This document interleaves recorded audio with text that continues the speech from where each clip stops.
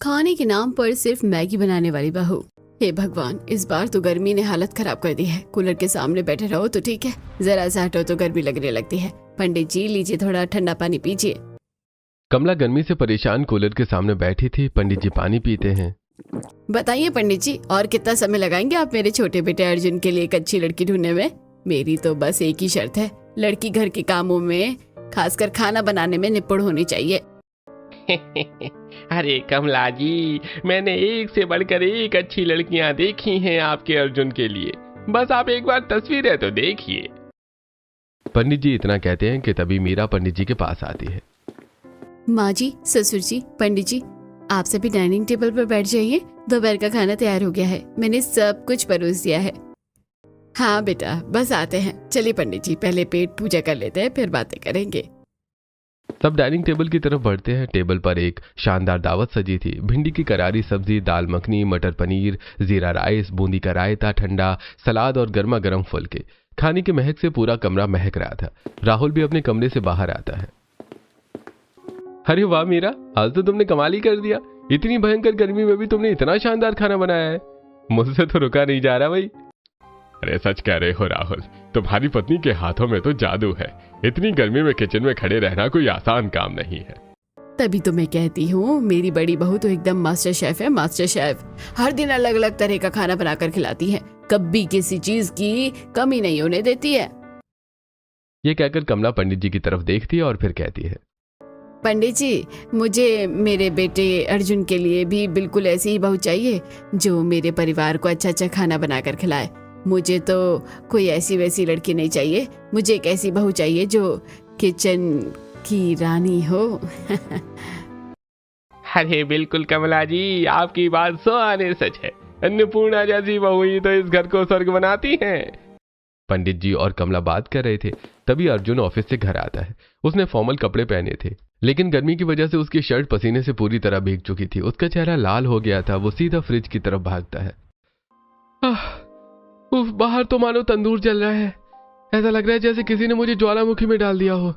मेरी तो बाइक की सीट भी इतनी गर्म हो गई कि बैठना मुश्किल हो रहा था। अर्जुन फ्रिज से ठंडे पानी की बोतल निकालकर पानी पीता है और सोफे पर आकर बैठ जाता है। पंडित जी अपने झोले से कुछ तस्वीरें निकालते हैं। आओ अर्जुन बेटा, सही समय पर आ गए तुम। देखो मैं तुम्हारे लिए कितनी सुंदर लड़कियों की तस्वीरें लाया हूँ।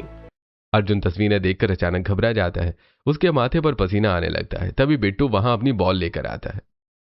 चाचू चाचू, आपको कूलर के सामने बैठकर इतना पसीना क्यों आ रहा है? हाँ भैया, बिट्टू सही कह रहा है। क्या बात है, आपकी तबीयत तो ठीक है? अरे पंडित जी, अभी इतनी जल्दी क्या है? मैं जरा फ्रेश होकर आता हूँ, बहुत गर्मी लग रही है। अर्जुन तेजी से अपने कमरे में चला जाता है। मीरा और शालू एक दूसरे को देखकर मुस्कुराती हैं और अर्जुन के पीछे पीछे उसके कमरे में जाती हैं। क्या बात है देवर जी, पंडित जी की लाई तस्वीरें देखकर आपके चेहरे का रंग क्यों उड़ गया? कहीं दाल में कुछ काला तो नहीं? भाभी, दाल में काला नहीं, मुझे तो पूरी दाल ही काली लग रही है।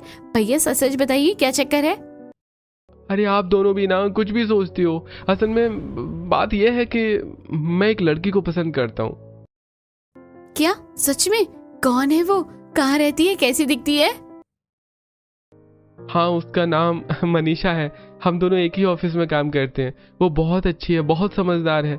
हम दोनों एक दूसरे को काफी समय से जानते हैं और शादी करना चाहते हैं। तभी कमरे का दरवाजा थोड़ा खुला होता है और कमला अंदर आ जाती है। उसने दरवाजे पर खड़े होकर आधी बात सुन ली थी। कमला को देखकर अर्जुन घबरा जाता है। अच्छा तो ये बात है, तभी पंडित जी की लाई तस्वीरें देखने से भाग रहा था तू। ऑफिस की लड़की पसंद कर ली तूने? वो बहुत अच्छी लड़की है। आप एक बार मिलेंगी ना तो आपको भी पसंद आ जाएगी।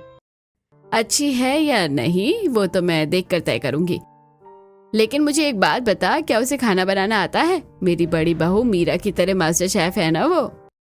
माँ, वो मेरे साथ ऑफिस में काम करती है। सारा दिन तो हम ऑफिस में रहते हैं, तो खाना।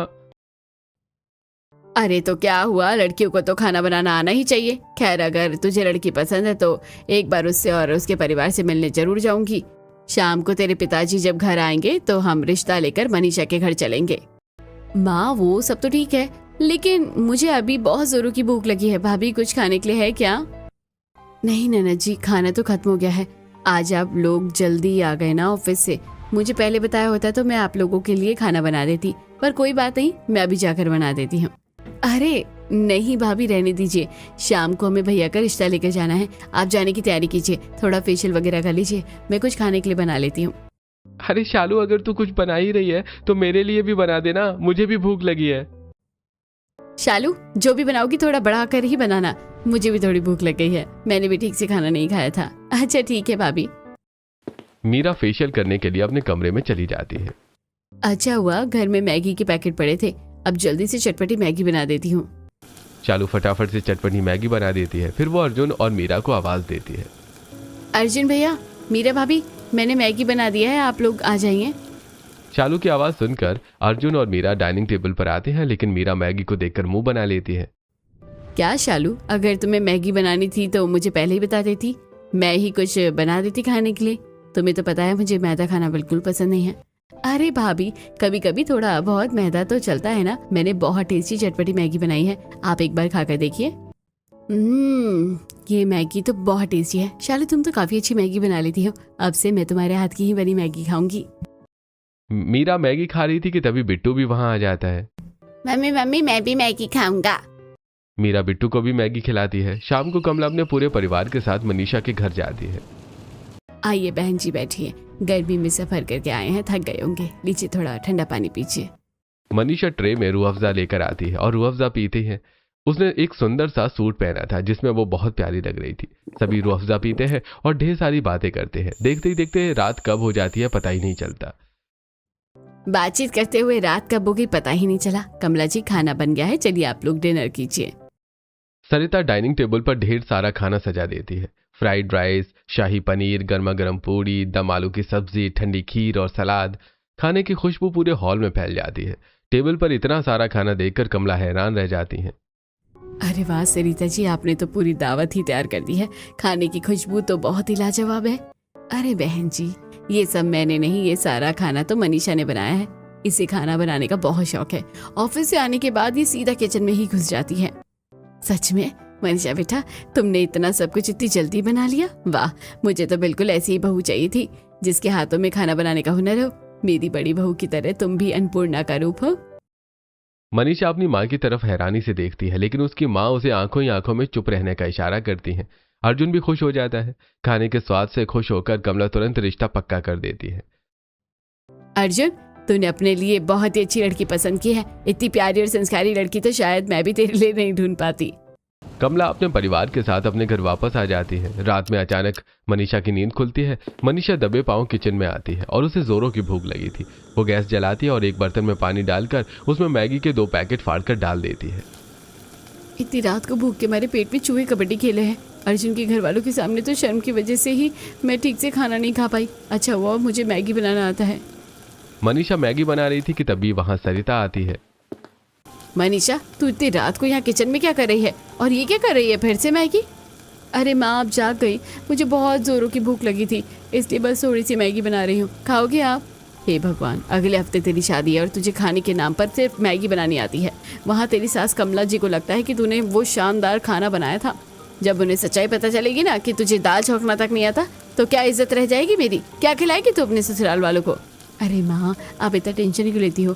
मैं और अर्जुन दोनों कमाते हैं। अगर किसी दिन खाना बनाने का मन नहीं हुआ तो हम ऑनलाइन ऑर्डर कर लेंगे। आजकल तो जोमेटो, स्विगी सब है। और नहीं तो मैं अपनी स्पेशल मैगी बना दूंगी, सबको बहुत पसंद आएगी। चुप कर, ऑनलाइन ऑर्डर करेगी और रोज रोज ससुराल वालों को मैगी खिलाएगी। तेरी सास ने साफ साफ कहा था कि उन्हें खाना बनाने वाली बहू चाहिए। अगर तूने वहाँ कुछ नहीं बनाया तो वो मुझे ताने मारेगी कि बेटी को कुछ नहीं सिखाया। माँ, मैं ऑफिस में काम करती हूँ, कोई बावर्ची थोड़ी हूँ। खाना बनाना कोई इतना भी ज़रूरी नहीं है। बहुत हो गई तेरी बकवास। अब से तेरा ऑफिस से आने के बाद तेरा पहला काम किचन में घुसना होगा। कल से तू सब्जी काटना, दाल बनाना, रोटियां बेलना सीखेगी। ये मैगी वैगी भूल जा। मनीषा बेमन से सिर हिलाती है और अपनी मैगी को उदासी से देखती है। फिर वो मैगी खाकर सो जाती है। अगले दिन मनीषा ऑफिस से आकर सीधे अपने बेड पर लेट जाती है। तभी सरिता उसके कमरे में आती है। मनीषा, तू बेड पर क्या कर रही है? मैंने कहा था ना कि तुझे ऑफिस से आने के बाद तू सीधे किचन में आएगी। चल मेरे साथ, मैं तुझे कुकिंग क्लासेस देती हूँ। माँ, मैं बहुत थक गई हूँ, मुझे बहुत आलस आ रहा है। रहने दो ना, क्या जरूरत है इन सब की? मनीषा, तू अभी नहीं समझेगी मैं तुझे खाना बनाने के लिए क्यों बोल रही हूँ। बस तू चल मेरे साथ। सरिता मनीषा को जबरदस्ती किचन में लेकर आती है और उसे सब्जियां काटना, आटा गूंथना, भुजिया, सब्जी, खीर सब कुछ बनाना सिखाती है। ऐसे दिन गुजरते हैं। रोज ऑफिस के बाद खाना बनाने की वजह से मनीषा को अब थोड़ा बहुत खाना बनाना आ गया था। देखते ही देखते उसकी शादी का दिन आ जाता है और मनीषा अर्जुन की शादी हो जाती है। शादी के बाद मनीषा अपने ससुराल आ जाती है। आओ बहू, अंदर आओ। दाएं पैर से कलश गिराकर घर के अंदर प्रवेश करो। साक्षात लक्ष्मी का रूप लग रही हो। कमला हाथों में आरती की थाली लिए मनीषा का गृह प्रवेश कर रही थी। मनीषा भारी लाल जोड़े में ढेरों गहनों से लदी हुई थी। गर्मी की वजह से उसे काफी पसीना आ रहा था। मनीषा अपना दायां पैर आगे बढ़ाकर कलश गिराती है और कुमकुम के थाल में पैर रखकर घर के अंदर आती है। तभी मामा जी, अरे भैया, हमारी तो कल सुबह की ही ट्रेन है। कल हमें वापस अपने अपने घर भी जाना है, तो आज रात का डिनर हम अपनी नई बहू के हाथ का ही खाएंगे। क्यों भाई, सही कहा ना मैंने? शादी की वजह से घर में काफी सारे मेहमान आए हुए थे। मामा जी की बात को सुनकर, बिल्कुल सही कहा भाई साहब, आज ही बहू की पहली रसोई की रस्म करवा लेते हैं। हाँ हाँ, क्यों नहीं, आज आप लोग हैं तो आज ही बहू की पहली रसोई की रस्म कर लेते हैं। मनीषा मनी मन घबरा जाती है। उसका चेहरा हल्का सा उतर जाता है। हे भगवान, मैं शादी की इन रस्मों से पहले ही इतनी थकी हुई हूँ, ऊपर से भयानक गर्मी, इतने सारे लोगों का खाना मैं अकेले कैसे बनाऊंगी। मनीषा परेशान होकर ये सब सोच रही थी। तभी कमला मनीषा का थका हुआ चेहरा देख लेती है। वो प्यार से उसके कंधे पर हाथ रखती है। अरे बहू, अभी तू बहुत थक गई होगी। जा अर्जुन के साथ अपने कमरे में जाकर थोड़ा आराम कर ले। शाम को फ्रेश होकर आराम से रसोई में आना। जी माँ जी, ठीक है। वो अर्जुन के साथ अपने कमरे में जाती है। कमरे में जाने के बाद मनीषा अपना लहंगा चेंज करके सो जाती है। मनीषा गहरी नींद में सो रही थी। तभी बाहर से शालू की आवाज आती है। भाभी, ओ नहीं भाभी, सबको बहुत जोरों की भूख लगी है। माँ आपको रसोई में बुला रही है। हाँ शालू, मैं बस आई, अभी आई, तुम चलो। मनीषा अचानक उठकर बैठ जाती है। वो जल्दी से अपने कपड़े ठीक करती है और किचन में पहुंचती है। मनीषा के ससुराल की रसोई काफी बड़ी थी, लेकिन गैस जलने से वहां उमस और गर्मी हो जाती थी। चल मनीषा, आज पहला दिन है, सबको खुश करना है। अच्छा हुआ माँ ने शादी से पहले मुझे कुकिंग क्लासेस दे दी थी। मनीषा फटाफट से काम में लग जाती है और गर्मा गर्म पूड़ी, 3 तरह की स्वादिष्ट सब्जी, खिले खिले पुलाव और मीठे में गाजर का हलवा बनाती है। पसीने से उसका बुरा हाल हो जाता है। उसके बाल माथे पर चिपक जाते हैं। खाना बनाने के बाद मनीषा सबको खाना परोसती है। मनीषा के ससुर मोहन पुलाव खाते हैं, अपनी आंखें बंद कर लेते हैं। वाह बहू वाह, क्या बात है, तुमने तो बड़े मजे का पुलाव बनाया है। सच में खाना खाकर तो मजा आ गया। सच में कमला, तेरी बहू तो बहुत गुणवान है। खाना एकदम रेस्टोरेंट जैसा स्वादिष्ट है। सच में मनीषा, तुमने तो कमाल कर दिया। इतना सारा खाना तुमने इतनी जल्दी बना दिया, ऊपर से कितना टेस्टी भी है। मैंने कहा था ना, मेरी बहू बहुत गुणी है। मेरी पसंद कभी गलत नहीं हो सकती। सभी रिश्तेदार खाना खाकर बहुत खुश होते हैं। सब मनीषा को शगुन का लिफाफा देते हैं और अगले दिन सुबह खुशी खुशी अपने अपने घर वापस लौट जाते हैं। ऐसे ही दिन गुजरते हैं। धीरे धीरे मनीषा अपने ससुराल में ढलने लगी थी। वो मीरा के साथ रसोई संभालती। एक दिन बिट्टू अपना स्कूल बैग सोफे पर फेंकते हुए खुशी से पूरे हॉल में उछलने लगता है। ये मम्मी दादी, मेरी समर वेकेशन शुरू हो गई है। अब मैं पूरा दिन घर पर रहूंगा, कार्टून देखूंगा, वीडियो गेम खेलूंगा। मीरा हंसते हुए रसोई से बाहर आती है। उसके हाथ में एक स्टील की कटोरी थी। अरे वाह मेरे शेर, ये ले, तेरी छुट्टियों की खुशी में मैंने तेरे लिए आम की ठंडी ठंडी मैंगो आइसक्रीम बनाई है। खाकर बता कैसी है। बिट्टू जल्दी से मीरा के हाथ से आइसक्रीम लेकर खाने लगता है। ये आइसक्रीम तो बहुत टेस्टी है। मम्मी, आप दुनिया की बेस्ट मम्मी हो। मीरा बिट्टू को आइसक्रीम खिला रही थी। तभी मीरा के मोबाइल पर उसके मायके से कॉल आता है। वो फोन उठाती है। अच्छा, अचानक से? ठीक है, मैं देखती हूँ, मैं कोशिश करती हूँ आने की। मीरा फोन रखती है और सोच में पड़ जाती है। क्या हुआ बहू, किसका फोन था? सब ठीक तो है ना मायके में? तू परेशान क्यों लग रही है? वो माची, मेरे मायके से ना भैया का फोन था। वहाँ कुछ जरूरी काम आ गया है और मुझे कुछ दिनों के लिए वहाँ जाना पड़ेगा। अरे बड़ी बहू, तू चली जाएगी तो इतने बड़े घर को कौन संभालेगा? मीरा और कमला बात कर रही थी। तभी मनीषा वहां से गुजरती है। मीरा उसे पास बुलाकर उसके कंधे पर प्यार से हाथ रखती है। माँ जी, आप चिंता क्यों करती हैं? अब तो देवरानी जी भी आ गई है, वो सब कुछ अच्छे से संभाल लेंगी। मुझे उन पर पूरा भरोसा है। क्यों मनीषा, तू संभाल लेगी ना? कोई दिक्कत हो तो मुझे फोन कर लेना। मीरा की बात सुनकर मनीषा अंदर से थोड़ी घबरा जाती है, लेकिन सबके सामने जबरदस्ती मुस्कुराने की कोशिश करती है। जी भाभी जी, आप बेफिक्र होकर जाइए। मैं सब देख लूंगी। आप आराम से अपना काम निपटा कर आई हैं। बिट्टू, तुम नानी घर चलोगे ना? नहीं मम्मी, मुझे स्कूल में समर वेकेशन का प्रोजेक्ट मिला है, मैं नहीं जा सकता, मुझे यहीं रहना पड़ेगा। आप चिंता मत कीजिए, छोटी मम्मी है ना, वो मुझे टेस्टी टेस्टी खाना बनाकर खिलाएगी। अगले ही दिन मीरा अपना बैग पैक करती है और बिट्टू को छोड़कर मायके चली जाती है। मीरा के जाने के बाद मनीषा अगले दिन सुबह 6 बजे से उठती है। वो पूरे घर में झाड़ू पोछा करती है। उसके माथे से पसीना टपक रहा था। झाड़ू पोछा करने के बाद वो रसोई में नाश्ता बनाने की तैयारी करती है। गैस जलते ही रसोई का टेम्परेचर काफी बढ़ जाता है। अर्जुन अपने बाल बनाते हुए ऑफिस जाने की जल्दी में रसोई के दरवाजे पर आता है। मनीषा, आज नाश्ते में मेरे लिए गर्मा गर्म पराठा और आलू की तीखी वाली सब्जी बना देना। जी, अभी बना देती हूँ। राहुल हॉल में बैठकर अखबार पढ़ रहा था। वो वहीं से जोर से आवाज लगाता है, मनीषा, मेरे लिए पराठे मत बनाना, इतनी गर्मी में तला हुआ खाकर एसिडिटी हो जाती है। मेरे लिए रोटी भुजिया बना देना। हाँ ठीक है जेठ जी, मैं अभी बनाती हूँ। मनीषा खाना बना रही थी कि तभी शालू अपने फोन में इंस्टाग्राम रील देखते हुए रसोई में आती है। भाभी, नाश्ते से पहले मैं कोल्ड कॉफी पीती हूँ, तो प्लीज मेरे लिए कोल्ड कॉफी बना दीजिएगा, और हाँ, कॉफी में बर्फ ज्यादा डालना। मनीषा खाना बनाते हुए परेशान हो गई थी। वो हाँफते हुए एक हाथ से गैस कम करती और दूसरे हाथ से दुपट्टे से अपना चेहरा पोंछती है। मनीषा के ससुराल वाले खाते पीते घर के लोग थे। सबके खाने में अलग अलग फरमाइश थी। ठीक है शालू, मैं अभी तुम्हारे लिए कॉफी बना देती हूँ। मनीषा गैस के सामने लगातार खड़ी थी। तवा और कढ़ाई की गर्मी से उसका चेहरा लाल हो गया था। उसके माथे से पसीना टपक रहा था। वो रोटी बेलती है, फिर दूसरी तरफ सब्जी चलाती है। नाश्ता बन जाने के बाद सभी नाश्ता करते हैं और अपने अपने काम पर चले जाते हैं। सबके चले जाने के बाद मनीषा थककर हॉल के सोफे पर बैठ जाती है। जेठानी जी के मायके जाने के बाद रसोई का काम करते करते मेरी बैंड बज गई है। वो रहती थी तो काम जल्दी जल्दी हो जाता था और इतनी गर्मी भी नहीं लगती थी, लेकिन अब लगातार किचन में गैस के सामने खड़ा रहकर खाना बनाना, हे भगवान, तूने मुझे कहाँ फंसा दिया। और अभी तो बर्तन भी धोने हैं। बर्तन का ख्याल आते ही मनीषा बर्तन धोने के लिए सिंक के पास जाती है। वो जैसी नल खोलती है तो आउच, ये पानी है, ये गर्म चाय, कितना गर्म है ये। दिन के 12 बज रहे थे। टंकी का पानी काफी गर्म हो गया था। पानी छूते ही मनीषा का हाथ जलने लगता है।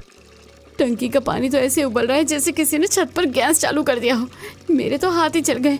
एक तो ये जानलेवा गर्मी, ऊपर से ये गर्म पानी।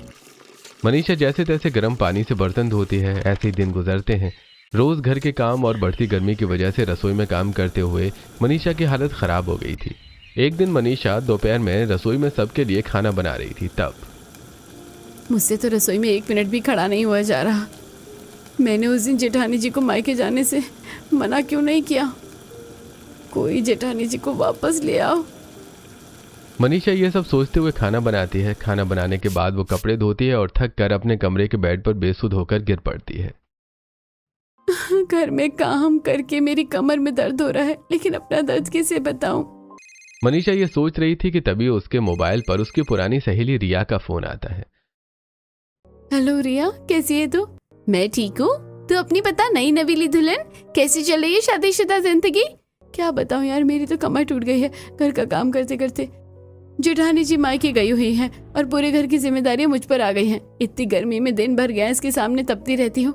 ऊपर से सबकी अलग अलग फरमाइशें खत्म ही नहीं होती। अरे पागल हो गई है क्या? ऐसे किचन में पूरे दिन खाना बनाती रहेगी ना तो एक दिन बीमार पड़ जाएगी, ड्रिप लगवानी पड़ जाएगी। थोड़ा स्मार्ट बन, कोई शॉर्टकट अपना। आज के जमाने की लड़कियां ऐसे नहीं पिसती हैं। थोड़ी बहुत बातें करके मनीषा फोन रख देती है और सोच में पड़ जाती है। रात में जब मनीषा दिन भर का काम खत्म करके सोने के लिए बिस्तर पर लेटती है, तभी अचानक पूरे मोहल्ले की बिजली चली जाती है। अरे ये क्या हुआ? इतनी रात को बिजली क्यों कट गई? गर्मी से परेशान हो जाती है। बिना पंखे के उसे मच्छर काटने लगते हैं। वो रात के 2-3 बजे तक करवटें बदलती रहती है। गर्मी और उमस की वजह से वो ठीक से सो नहीं पाती है। रात भर न सो पाने की वजह से अगले दिन उसकी आंखें देर से खुलती हैं। वो हड़बड़ाकर उठती है और बाहर आती है। छोटी बहू, सुबह के 10 बज गए हैं और तू अभी सोकर उठ रही है। नाश्ते का तो कोई अता पता नहीं है। माँ जी, वो रात को बिजली कट गई थी ना, तो गर्मी के मारे नींद ही नहीं आई, इसलिए आंख देर से खुली। मैं अभी नाश्ता बना देती हूँ। मनीषा रसोई में जाती है। आज उसकी बिल्कुल हिम्मत नहीं थी काम करने की। वो धीरे धीरे सब्जियां काट रही थी। तभी बाहर से बिट्टू की आवाज आती है, जो हॉल में बैठकर टीवी देख रहा था। दादी, मुझे बहुत तेज भूख लगी है, मुझे कुछ खाना है। तभी टीवी पर मैगी का ऐड आता है, जिसमें बच्चे खुशी खुशी से मैगी खा रहे थे। छोटी मम्मी, मुझे मैगी खाने, मेरे लिए मैगी बना दीजिए। बस 2 मिनट रुको बिट्टू, मैं अभी तुम्हारे लिए मैगी बना कर लाती हूँ। मनीषा तुरंत रसोई में जाती है। अलमारी में मैगी के 2 पैकेट रखे थे। वो गैस जलाती है, पानी उबालती है और सिर्फ 2 मिनट में मैगी बनाकर कटोरी में ले आती है। मैगी देखकर बिट्टू बहुत खुश हो जाता है। ये थैंक यू छोटी मम्मी। वाह, ये तो अच्छा है, ना घंटों गर्मी में खड़ा होना पड़ा, ना पसीना बहाना पड़ा, ना सब्जी काटने का झंझट और ना ही ज्यादा बर्तन गंदे हुए। बच्चे भी खुश और मैं भी खुश। रिया सही कह रही थी, मुझे शॉर्टकट अपनाना चाहिए। अब से मैं ऐसे ही करूंगी। ये सब सोचकर मनीषा शाम को घर से बाहर आती है और पास के सुपरमार्केट से मैगी के कई बड़े पैकेट खरीद लेती है। वो एक बड़े से झोले में मैगी लेकर आ रही थी कि रास्ते में उसे उसकी पड़ोसन शर्मा आंटी मिल जाती हैं। अरे मनीषा बहू, इतनी सारी मैगी, घर में कोई मैगी की पार्टी वार्टी रखी है क्या, या कोई दुकान खोलने का इरादा है? अरे नहीं आंटी जी, वो तो बस घर में बच्चे हैं ना, तो कभी कभी जिद करते हैं, इसलिए मैंने सोचा कि एक ही बार में स्टॉक लाकर रख लूं, बार बार कौन बाजार जाएगा। मनीषा घर आती है और सारी मैगी के पैकेट एक बड़ी अलमारी में रख देती है। उसी रात शालू को रात में भूख लगती है, क्योंकि उसे रात में कोरियन ड्रामा देखते हुए मैगी खाने की आदत थी। मनीषा पानी पीने के लिए जब रात में उठती है तो शालू को मैगी खाते देखकर सोच में पड़ जाती है।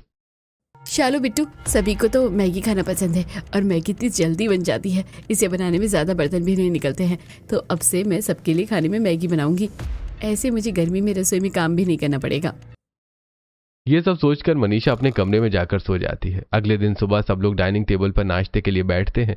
तब मनीषा एक बहुत बड़ा कांच का कटोरा लेकर बाहर आती है, जिसमें से भाप निकल रही थी।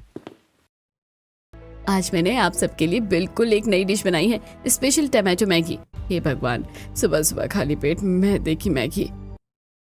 बहू, हमारी उम्र हो गई है, हमारा पेट अब ये सब हजम नहीं कर सकता। हमसे ये मैगी वैगी नहीं खाई जाएगी, तो हमारे लिए 2 रोटी और दाल बना दे।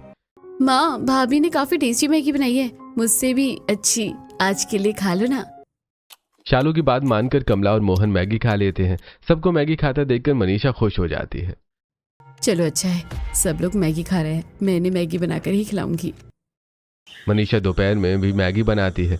इस बार वो चीज डालकर मैगी बनाती है। मैगी को देखकर बिट्टू तो बहुत खुश होता है, लेकिन कमला और मोहन का मुंह बन जाता है। क्या बहू, तूने फिर से मैगी बना दी? दोपहर के खाने में कोई मैगी खाता है क्या? वो माँ जी, चावल और आटा खत्म हो गया है ना, इसलिए मैगी मैंने बना दिया। राशन होने के बाद भी मनीषा घर वालों से झूठ बोल देती है और सब उसकी बात पर भरोसा कर लेते हैं। अरे कोई बात नहीं बहू, शाम को जाकर राशन ले आना। कमला, अब मैगी बन गई है तो खा लेते हैं। दोपहर में भी कमला मन मारकर मैगी खा लेती है। मैगी खाने की वजह से किसी का भी पेट ठीक से भरा नहीं था। रात में कमला सोचती है, सुबह से मैगी खाकर मैं तंग आ गई हूँ, ऊपर से मैगी से पेट भी नहीं भरता, रात को तो रोटी खाने को मिलेगी। ये सोचकर कमला खाना खाने के लिए डाइनिंग टेबल पर जाती है तो देखती है कि मनीषा ने फिर से मैगी बना दी है। मनीषा, तेरा दिमाग खराब हो गया है क्या? तू खाने के नाम पर सिर्फ मैगी क्यों बना रही है? हाँ बहू, हम लोग दिन भर से मैगी खा रहे हैं, तूने रोटी सब्जी की जगह मैगी क्यों बनाई है? कमला और मोहन की बात सुनकर मनीषा गुस्सा हो जाती है। माँ जी, पापा जी, आप लोगों को मेरी कोई फिक्र ही नहीं है। बाहर टेम्परेचर 46 डिग्री पहुंच गया है, किचन भट्टी की तरह तपता है, गैस के सामने खड़े खड़े मेरी हालत खराब हो जाती है। मुझसे नहीं बनेगी इतनी गर्मी में रोज रोज रोटी सब्जी दाल। आप लोगों को मैगी खाना है तो खाइए, मैं इतनी गर्मी में खाना नहीं बनाऊंगी।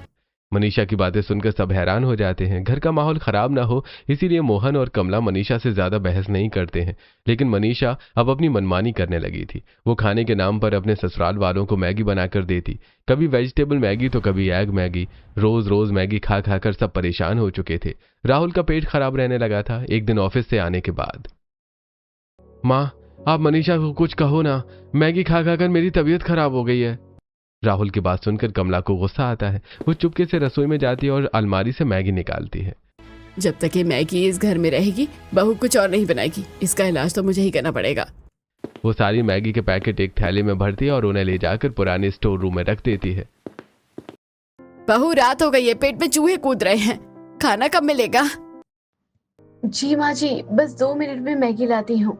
मनीषा रसोई में जाती है। वो मैगी निकालने के लिए अलमारी खोलती है और उसकी आंखें फटी की फटी रह जाती हैं। पूरा डिब्बा और अलमारी बिल्कुल खाली थी। मनीषा घबराते हुए पूरे किचन के डिब्बे छान मारती है। अरे ये क्या, मेरी मैगी कहाँ गई? मैंने तो कल इतना सारा स्टॉक रखा था, अब मैं क्या बनाऊंगी? मनीषा घबराई हुई हॉल में आती है। माँ जी, पापा जी, वो अलमारी में मैगी के पैकेट नहीं मिल रहे हैं। अरे बहू, मैगी नहीं है तो क्या हुआ, तू कुछ और बना ले, हमें बहुत तेज की भूख लगी है। मनीषा रोने जैसी शक्ल बनाकर पैर पटकते हुए वापस किचन में जाती है। वो चिड़चिड़ाकर जैसे तैसे खाना बनाती है। बेमन से बनी दाल में ना नमक सही होता है और न तड़का। खाना बिल्कुल बेस्वाद बनता है। बहू, ये कैसा खाना बनाया है तूने? इसमें तो बिल्कुल स्वाद नहीं है। पापा जी, रसोई बहुत गर्म है, वहाँ खड़ा होना बहुत मुश्किल हो रहा है। इतनी गर्मी में मुझसे जो बन पाया है मैंने बना दिया है, प्लीज खा लीजिए। मनीषा की बात सुनकर सभी उदास होकर खाना खाते हैं। अगले दिन मनीषा फिर से सुपरमार्केट जाकर ढेर सारी मैगी खरीद कर ले आती है।